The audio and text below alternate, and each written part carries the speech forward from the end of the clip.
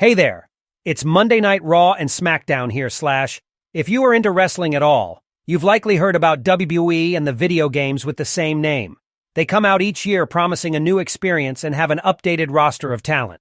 Does WWE 2K23 show us any new moves and become the new undisputed champion of sports games? Let's check it out together. Full disclaimer, I haven't played many wrestling games over the years, but I am most definitely a huge fan of wrestling.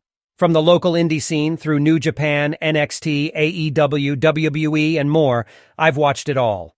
I attend as many live events as possible. It's something I've been a fan of for as long as I remember. So although I may not have a massive amount of knowledge of the wrestling video game genre, I know wrestling. Rest assured, I was pretty excited to review this, but knew I would be critical as well. After WWE 2K20 had a less than stellar reception among fans, the WWE 2K team essentially started from scratch, and by the time WWE 2K22 hit the market, it was a massive step in the right direction.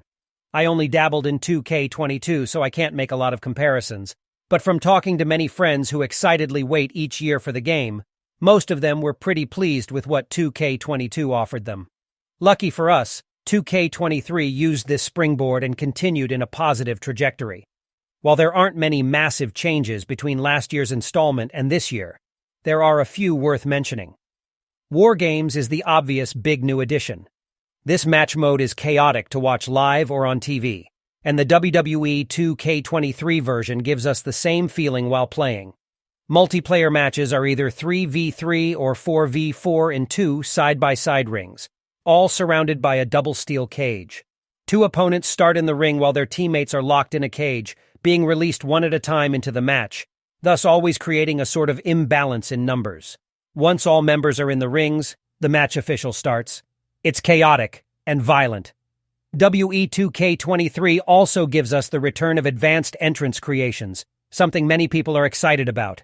If you like making custom characters with layers upon layers of creativity available to you, there are many hours to be had playing around here. Even if you're not a huge fan of wrestling but just like character building, you would enjoy your time in this part of the game. I'm not even ashamed to say I spent over 2 hours creating a character and didn't even customize all options available to me when it came to entrances, music, pyro, lighting, animations, etc. These options are available in the MyRise, story mode, and rival what is normally just something you'd have in the universe, sandbox mode. Showcase mode is the first mode I tackled. This normally takes the form of working your way through the career matches of the cover superstar. This year it's John Cena, and it takes an alternative approach where you aren't playing as Cena in the matches, but rather his opponents. This was an interesting take in that you were meant to not be the winner of the matches, but rather to defeat Cena. So these were highlight matches in Cena's 20-year career in which he mostly lost.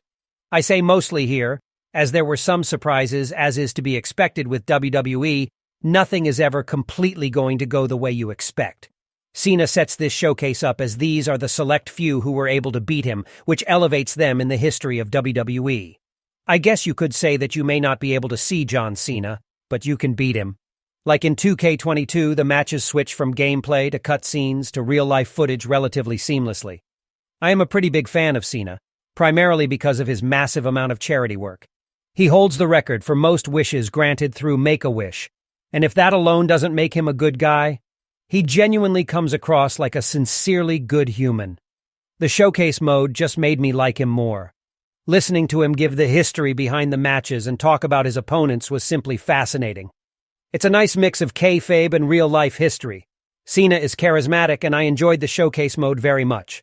MyRise is the main campaign mode for WWE 2K23. Aspiring superstars walk through the curtain for their WWE debut here. This year there are 2 stories to work, though. The Lock has you play as the next big thing, the sure thing coming from the indie circuit, destined to make it big. The Legacy has you play as a second-generation superstar in the making. Your aunt was a former top talent, champion, and Hall of Fame inductee. The Lock has you playing a male superstar role, while The Legacy is a female superstar story. Both stories were interesting and gave you multiple options to change and shape your career through matches and creating personal relationships.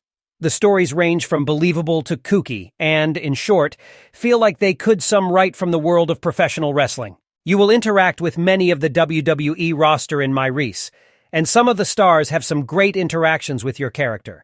You can customize your character at the beginning of each story, or import characters you've already created in the creation modes. Each story gave me about 10 hours of gameplay. This will vary depending on if you choose to play strictly just the main story, or dive into all of the side stories available to you. There is some replayability here too, as you can go back and see what may have happened if you had chosen a different path or dialogue option. I can't say too much about either story without spoiling them, but I enjoyed both of them, and it was nice to see two unique stories. The biggest downside to the MyRise mode for me was the loading times. In a mode where you are constantly refining your character and hopping in and out of matches, the loading screens were substantially longer than those in any other mode. Even on an Xbox Series X, MyGM mode is a management sim where it's your show, your choices, your destiny. You choose one of the existing GMs in-game or create your own, and take on the tasks of drafting superstars to your roster, planning weekly shows and premium live events, previously called pay-per-view. You use your budget to keep stars happy, deciding rivalries, locations for events, advertising, etc. You can compete against your friends or have the computer play the other GMs you face off against. Ratings are what matters, so see how you use your management skills to create the dominate brand. After each event, you'll see how you did so you can adjust and plan for the next week's show. At the end of the year in-game, you will see how you stacked up against the others at the Slammy Awards. Basically, the wrestling Oscars. MyFaction is your card collecting and management mode. Online multiplayer action where team building is key. Collect, manage, and upgrade your cards as you play against friends or strangers online, ultimately creating the most powerful four-person faction. You can compete in weekly towers and faction wars. New themed packs will roll out throughout the year. While I can give you the basics of this mode here, I'll be honest. I barely touched this. This mode just doesn't appeal to me, and that's mostly because I prefer to not play games that basically require real money to be invested. I'm sure that you can have fun with no money spent, but this really is a microtransaction mode in my opinion. Certain characters, ranks, models, etc. are hidden behind faction walls that I can only assume you need to invest money or a heck of a lot of time to earn. I know this mode appeals to a specific group of players across many different sports games, but it's just not for me. I won't go into too much depth here, but there are 4 different types of virtual currency in MyFaction. MyFaction points, which can be spent on card packs and contracts, are awarded for completing matches and challenges. MyFaction tokens, which can be spent in the token rewards market to unlock powerful WWE Superstar and Legend cards, are also awarded for completing matches and challenges. Virtual currency, available for purchase and spent exclusively in MyFaction on card packs, boxes, and contracts. As an important reminder, anything that players can purchase with virtual currency can also be unlocked with MyFaction points, store tokens, earned for gameplay throughout all non-MyFaction modes. These tokens can be spent in the store to unlock superstars and any other items for use in non-MyFaction modes. Universe mode is consistently a favorite among friends who play WWE games yearly, and I can see the appeal. Everything is customizable, and you can also just sim out dream matches. There are sliders for almost any move for each superstar, meaning you can take their signature moves and make them really weak and throw them into a match with a rival to see how they'd fare. Rivalry actions have been added, allowing you to choose different cutscenes to play out for your viewing pleasure. If you don't want to play any of these modes, you can literally hit the play tab and jump into a quick play match of your choice. Choose to play any type: 1v1, tag team, Hell in a Cell, Royal Rumble, etc. Set whatever parameters you want and off you go. Simple to jump in and enjoy your own way. Community creation looks to be a hit again this year. I've seen some things the community have created from last year, like replicating my local indie scenes rings from events, or creating some favorite local wrestlers in the game. Some people are far more creative than I am, and this content all goes online to be shared with other players. Gameplay is similar to previous years. Combo-based attacks and defense are taught through a tutorial at the beginning of each mode. Your teacher is New Day's own Xavier Woods. I'm not sure they could have found a better person for this. His banter is natural and his energy is infectious. He's a superstar, a gamer, and has such a great vibe. I had a smile on my face anytime he was on screen. As you work through the tutorial from light strikes through finishing moves, it's each done in small steps to make you feel confident or frustrated if you're not really great with quick-time events like me. In fact, This was my biggest issue with the game, when matches had specific objectives. If they had lists to complete, you couldn't finish the match until they were checked off in order.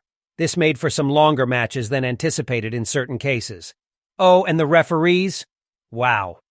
They are really slow to get into position to count, and really slow to get that 3 count when pins happen. It was pretty frustrating.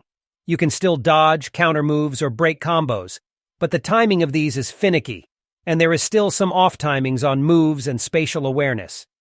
Rope break when characters aren't even near the rope was a common issue experienced. From time to time, my character would simply not stop attacking when I was trying to turn away to head to a corner or to tag my partner into the match. Small issues, but nothing earth-shattering. I didn't play against anyone online, so I didn't lose any matches because of it. Different moves target different areas of your opponent's body, and as you perform certain moves, your character's finishing move bar will fill up. Your signature and finishing moves are all customizable at any time throughout the game, should you find you're just not loving what your character has after some practice. There is so much customization in WWE 2K23 that you can certainly find a character that feels right for you. Rosters for WWE 2K23 have been updated with over 180 characters are available to play. Clothing is current for the most part, evident from the Sami Zayn shirt that is relatively new to his character on shows, for example. Music and entrances are as they appear in reality, although a few are outdated. But this is the nature of wrestling as things change from time to time. Graphically, I can see an upgrade compared to last year. Lighting is better, skin rendering is much better, especially on characters with darker skin tones, and hair physics are more natural. There is still some strangeness with the way it moves, but it's definitely better. The superstars are well represented, although some of the curvier ladies were still represented significantly smaller than they are in reality. While the modeling is well done, the facial movements and lip syncing are still strange, but better than they have been in the past. Voice acting is as expected. Those stars who cut better promos on TV seemed more natural in the game, in my opinion. I experienced some graphical issues playing on the Series X, a few freezing moments where I was stuck in a T pose, but the animation was telling me I was pinned. I was stuck running against the ropes in another segment, but once an opponent hit me, it cleared up. I once hit an opponent so hard that he morphed out of his hair. Nothing game-breaking, more comical than anything. The soundtrack for WWE 2K23 was curated by John Cena, and it was enjoyable the first few times I heard the songs, but quickly became repetitive, and I had to turn it down and eventually off.